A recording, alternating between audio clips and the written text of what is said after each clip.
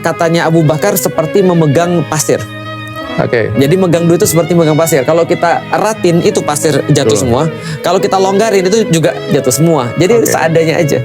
Yang seperlunya kita aja. Kita perlunya apa? Tapi keperluan orang beda-beda nih. Kalau keperluan mungkin ya ada orang yang zuhud. Keperluan ya yang penting aku makan besok sudah ada, aku sudah tenang. Tapi keperluanku gak gitu. Keperluanku adalah membangun dakwah yang dalam kepalaku perlu kemudian fasilitas dan infrastruktur yang besar. Contoh misalnya kayak aku sekarang buat studio mana ada 100-200 juta, ya kan? Studio miliaran, maka aku harus cari uang miliaran karena itu bagiku adalah sesuatu yang harus aku cari, yang segitu seadanya bagiku segitu untuk buat studio, untuk dakwah. Jadi yang penting itu permintaannya dulu bukan hartanya, karena harta itu cuma pengantarnya aja. Yang penting permintaannya dulu apa? Dokter permintaannya apa? Contoh kayak gini ya. Kalau dokter cuma beli mobil doang, itu masalah tuh. Tapi kalau dokter sudah ada, aku mau pergi ke sini, aku perlu mobil ini. Maka ada tujuannya. Ada tujuannya. Maka mobil itu menjadi berharga atau tidak berharga tergantung tujuannya.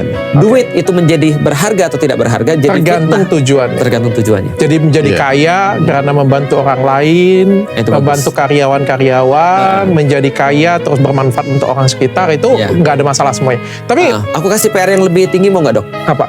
Jadilah kaya untuk menanggung beban peradaban. Karena peradaban ini senantiasa memerlukan orang-orang yang nanti ngambil bebannya.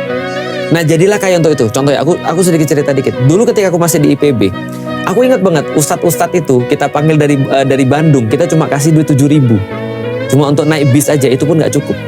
Dan itu pun ketika kita setiap kali kita bikin acara kajian, kita datang ke setiap orang nyari bawa proposal, nyari uang. Kadang-kadang pergi ke supermarket, kadang-kadang pergi ke perusahaan ini dan segala, nyari uang untuk itu. Tahu nggak aku dalam pikiranku apa? Aku mau jadi kaya supaya aku bisa nanggung ini supaya kita nggak usah nyari proposal itu.